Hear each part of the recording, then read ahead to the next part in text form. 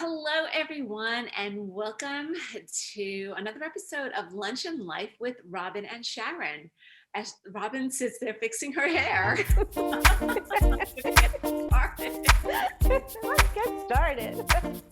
Hi, everyone. Welcome back to another episode of Lunch and Life with Robin and Sharon. I'm Sharon Holm-Gelfand, your co-host. I'm a holistic functional nutritionist, and I help women get to the root of their most common health complaints with at-home testing and flexible food choices so they have more energy, feel great, and have less stress. And I'm Robin Joy Myers. I am a molecular geneticist turned fear strategist, TEDx speaker, and author. And I help women fall in love with themselves so they can thrive through life's changes and find their true joy, meaning just own you. We spoke, well, actually, we did two lives this month. Yes, First, we did. had a few technical glitches, which we're still working on transferring from Facebook to YouTube. And last week, we did healthy cooking with comfort food with our vegan mac and cheese, which was so delicious. And today, we want to talk about the why and the importance of gratitude, and then if you offer a few more tips of how can I get through this holiday season. So Absolutely. I'm going to pass the baton to you to get started. Oh, I thank you. We've been reaching through the screen for things. Let me twirl it.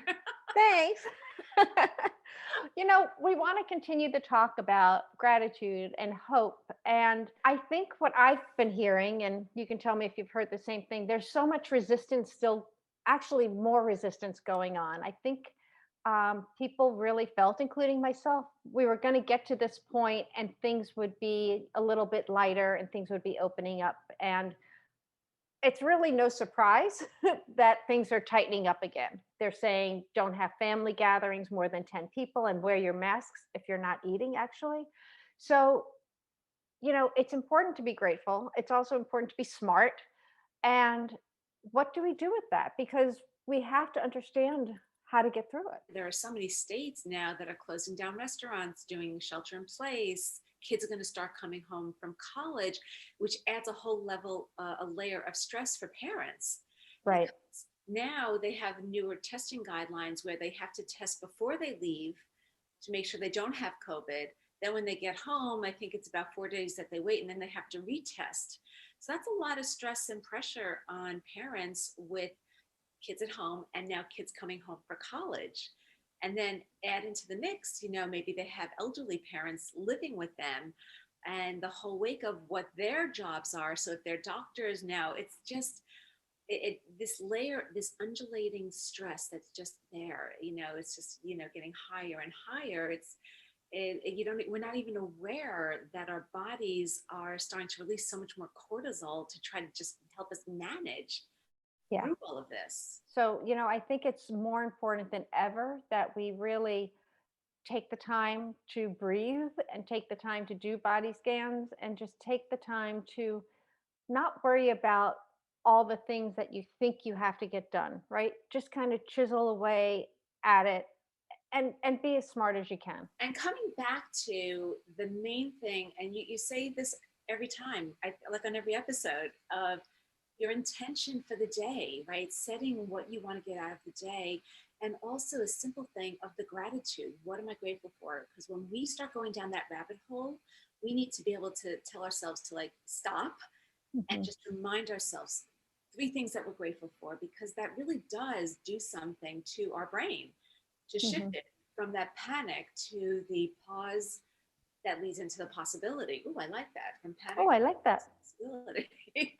I like that pause into possibility, which Yeah. kind of actually brings up the discussion we were having about, how resistance really can lead into that precursor of things are shifting, right? So instead of holding on to that negativity of almost the woe is me kind of mentality of we will get out of it. So maybe it's the precursor to that jump start of something. So shift the conversation, pause, as you said, and think of it as the precursor to we're uncomfortable for a reason. And sometimes when we get really uncomfortable, it just means that something is launching out. Oh, absolutely. Although I just have to say, as you were talking and I'm listening to you, Because I agree, right? Usually when there's resistance, it's because we need to push through to something bigger.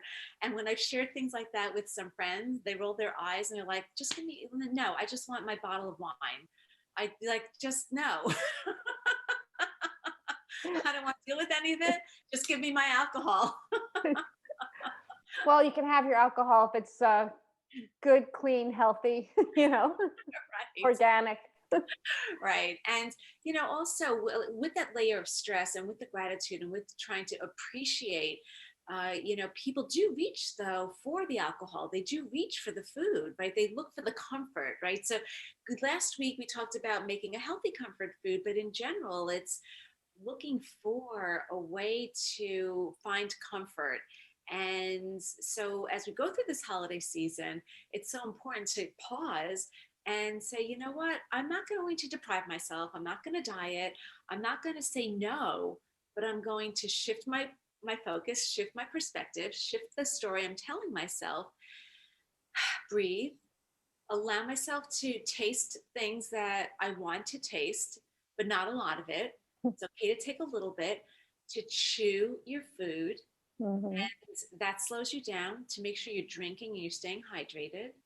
And to also just make sure that you're not saving all your calories for that meal. Like it's just another day. Yeah, that's a good point too, because at least I know, like in my house, it will look different, right? It's more of a dinner.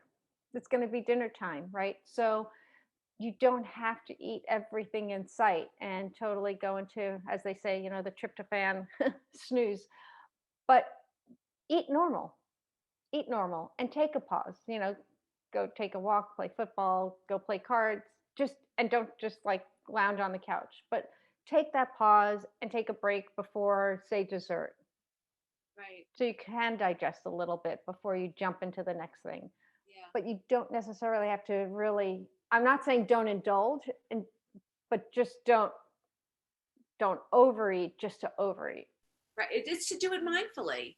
Hmm. It's to look at it as like, I'm not going to just be a glutton. I'm going to appreciate and enjoy it in a mindful way. And, interesting that you're saying to take a pause, maybe go for a walk or play something outside. So many people are doing virtual dinners. And so they're cooking together, kind of like you and I did last week with our, cooking together.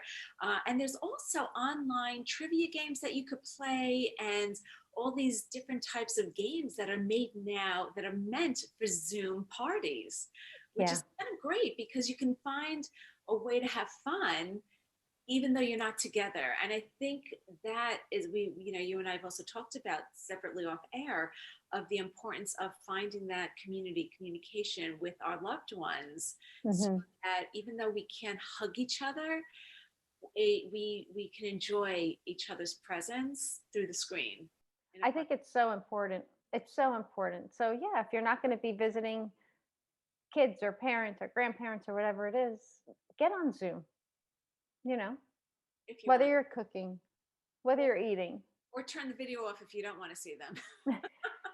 or don't call them. But I remember last spring, we did Passover remotely, hmm.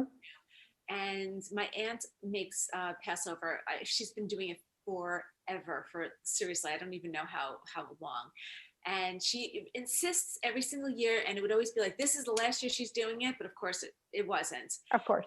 But this was the first year that we did it remotely, and it actually was so much fun because we had relatives from England and from so many different states. Oh, fun. Because otherwise, when you would meet, and get together and go to my aunt's house in person, it was only who lived locally who could make it. But now it's like everybody was on screen. And the reason I'm bringing it up, actually tying back to the beginning, like, well, if you don't want to see anybody, don't invite them or turn off your video. We started joking about those who weren't there. It's like, well, did you really invite them, or did they not That's able funny. to show up? I mean, because you have to have fun with it also, and you want to be relaxed given everything that we're going through. Because I know, like you, so many people are so overwhelmed now with this heightened increase in cases. Yeah. And something you can do as well, because we have time, you have time to do this, is you can also mail a game. right? So Monopoly Deal is a very fun card game. We get very competitive in our house with it. Oh, We play between Austin, Texas, Arlington, Virginia, and Leesburg, Virginia, very competitively. But it's a great card game, and it's a simple thing that you can mail, or you can order on Amazon and have Amazon mail it. But you can get games like that where you can be spread out, and everybody's, in our case, bickering on Zoom over it, but maybe not in your case. But you can do stuff like that, so you can still see each other. You're still playing, um, but make it fun. yeah. And I think that's such a great point because you have to be creative, right? So, because Zoom is, I mean, I can't reach through and, touch anybody, reach out, touch someone. No, really, I can't. And so having these games and thinking outside the box of like, what can we do to be, to just have fun? Scavenger hunts, creating a scavenger hunt. We actually did this in our networking group and we had teams and it was so much fun. There are so many ways to be connected and just coming back to what's important Yeah. and what's meaningful and how less is more. And I think honestly, we talked about this offline a little bit. If we're going to find a blessing in the year, maybe this is the silver lining of COVID. Unfortunately, it has taken people's lives and it has been devastating, but it also has made us realize what the importance is, right? And it is family, it is friends, it is a roof over your head and being able to have a meal together. So it makes you really think the things you need and the things you don't need. So, Robin, what are you thankful for this year? I am thankful that I've got my family who's healthy. I've got a friend like you. um, and I'm blessed that nobody that I know has had COVID. How about you? I too am very thankful for my health, for my family's health. My mom is 80 and she actually had pneumonia recently, but thankfully they caught it, so she's fine. And yeah, just same thing. I actually do know a few people who have had COVID. Fortunately, they actually know people who've lost people, but I'm just thankful for all the little things, realizing what we don't need and how little it really takes to just be happy, Yeah, and just more meaningful conversations. I'm having more meaningful conversations. And also, and this is interesting too, that I've spoken with a lot of people about decluttering, taking the time to declutter the home, declutters the mind, and declutters the body and even the weight that's on the body because it's energy that's moving. And that's been huge too. It's like use this time to pick a room and start decluttering. Pick 10 things that you don't need. I've done that a lot this year, and I love it. I I really do love it. And I still like I moved from a big house to a condo to an apartment and I'm thinking I thought I was done decluttering and there's always more. And especially now right during the holidays, it's a great way to look through and think, do I really need that extra top that I haven't worn in 2 years, but I keep Right. wear it, or those pair of jeans that I'm going to get into that don't fit anymore. I don't have those anymore in my closet, but I used to.